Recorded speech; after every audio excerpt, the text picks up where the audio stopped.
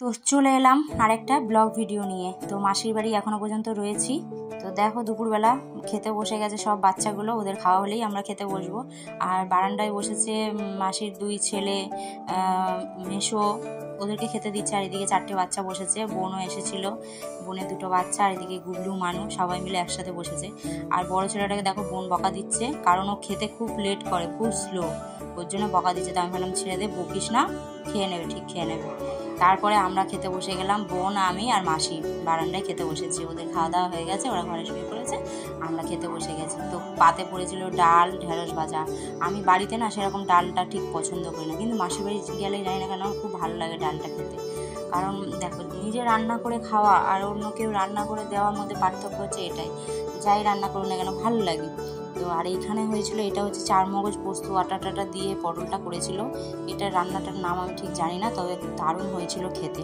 আর মাসিরা তো home delivery দেয়, তো সে তার জন্য মাসির হাতে রান্না এমনি আগাগোড়ায় খুব সুন্দর, খুব ভালো রান্না করে মাসি মেশো। তো এই দেখো, যেহেতু বললাম হোম ডেলিভারি, তো 9 জনের মতো খাবার গেছে, তার জন্য ওই বড়ো গামলা করে মেশো ভাত করেছিল। তো ওর জন্যই বড়ো গামলাটা দেখালাম। আর কি, আমাদের লাস্ট ব্যাচে আমরা বসে আছি, তাই গামলাটা একটু দেখিয়ে দিলাম। তারপরে একটা সিন তোমাদের দেখাবো, তোমরা দেখতে থাকো। আর এই দেখো মাংস আর ভাত, কি স্বাদ হয়েছিল, মানে এখনও ভাবলে, এটা আমি তো 2 দিন পরে যেহেতু ভিডিওটা আপলোড দেবো, তো দারুণ স্বাদ হয়েছিল। মাংস ভাতটাও খাওয়া হয়ে গেল। আর তারপরে এই দেখো আমার বোন লাস্টে গামলা শুধু নিয়ে বসে পড়েছে। আমাকে আবার বলছে নিবি না, তুই খা। তারপরে এই দেখো, এখানে সন্ধ্যাবেলা সব কতগুলো মেয়ে আবার জাস্টিসের জন্য বেরিয়ে গেছে। তারপর আমি আর থাকিনি, বাড়ি চলে এসেছি পরের দিন।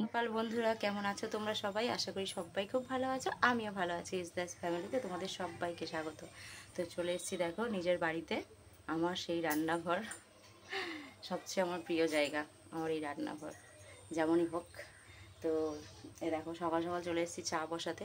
তো কালকে রাতে বাড়ি ফিরেছি, বেশি দিন ছিলাম না, কয়েকটা দিন ছিলাম। তো ঠিক মতো ভিডিও করিনি, কারণ একটু অন্য ব্যাপার নিয়ে একটু মুড অফ ছিল। তো যাই হোক, যেটুখানি করেছি তোমাদের সাথে শেয়ার করলাম। আর বাড়ি চলে আসার পরে কালকের বাড়ির অবস্থা খুব খারাপ ছিল, যা হোক করে রান্নাঘরটা পরিষ্কার করেছি, আর বিছানাটা যা হোক করে চাদরটা চেঞ্জ করে শুয়েছিলাম। এবার আজকে সকাল থেকে আমার শুরু ডিউটি। তো আজকে স্কুল যাওয়ার কথা ছিল, কিন্তু উঠতেই পারিনি, জানি না কেন, কি হলো ব্যাপারটা।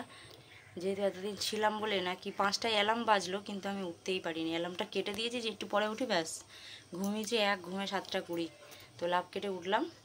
তো এই যে চা বসিয়েছি দেখো,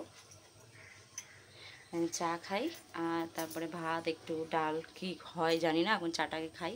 ও বাবা আসুক, দেখি ওকে বাজারে পাঠাই। তো কি করি না করি অবশ্যই তোমাদের সাথে শেয়ার করব। কারণ এক কারি কাঁচা পড়ে রয়েছে, আমি এখন কাচবো কী করে জানি না, দড়িটা ছিঁড়ে পড়ে রয়েছে।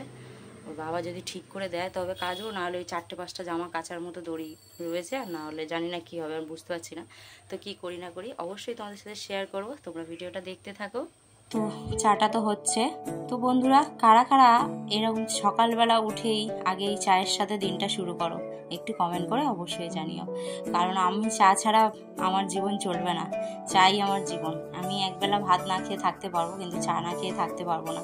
দুপুরবেলা তো মানে 1 কাপ চা আর 1 বাটি মুড়ি হলে ব্যাস আমার দিনটা ভালোভাবে কেটে যাবে, কোনো দরকার নেই ভাত খাওয়ার। আমি ভাতটা এমনিতেও পছন্দ করি না, কিন্তু তাও কেন জানি না ফুলে যাচ্ছি, বুঝতে পারছি না। ঠিক আছে, তো সকাল সকাল একটু চা আগে, তারপরে সব রান্নাবান্না খাবার দাবার হবে। তো পরে বেলায় করেছিলাম পরোটা বানিয়েছিলাম, তো সেটাই তোমার সাথে শেয়ার করব। তো দেখতে থাকো, গরম গরম চা কে কে খাবে সবাই চলে এসো আমার বাড়িতে। আর এই দেখো, বাড়ির পাশটা তো জঙ্গল আর শেষ নেই, বর্ষাকাল তো বেরিয়েই চলেছে। আর ওই দেখো কতগুলো কুলেখাড়া শাক ফের হয়েছে, আবার ওগুলো তুলতে হবে। যাওয়ার আগে পাশের বাড়িতে দিয়ে গেছিলাম, কাকু কাকিমা ছিল একজন, তো তাদের বাড়িতে দিয়ে গেছিলাম, তো আবার তুলতে হবে মনে হচ্ছে। আর এখানে দেখো আমরা দুজনে চা খেতে বসে পড়েছি, কিন্তু এই যে বিস্কুট হয় না, তারপরে ভেঙে চাটা খেলাম। খুব ভালো লাগে জানো, চাটা দেখলি না, জানি না কেন এখন ভয়েস দিচ্ছে। আমার ওই চায়ের গ্লাসটা যদি এখন পেতাম কি মজা লাগতো, তো আমি এখন দুপুরবেলা ভয়েসটা দিচ্ছি। তো চলো ভিডিওটা দেখতে থাকো।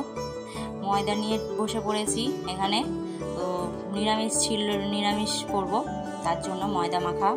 আর এখানে হচ্ছে ঘুগনি, ঘুগনির জন্য মটর সেদ্ধ বসিয়ে দিয়েছি। তো চলো করতে থাকি আর তোমরা দেখতে থাকো ভিডিওটা। আর ভিডিওটা আজকে বেশি বলতে মনে হয় অনেকটাই বড় হয়ে গেছে, আমি জানি না। তো সবাই কিন্তু অবশ্যই ভিডিওটা পুরোটা দেখবে, কেউ স্কিপ করে দেখো না। তো চলো তোমরা দেখতে থাকো।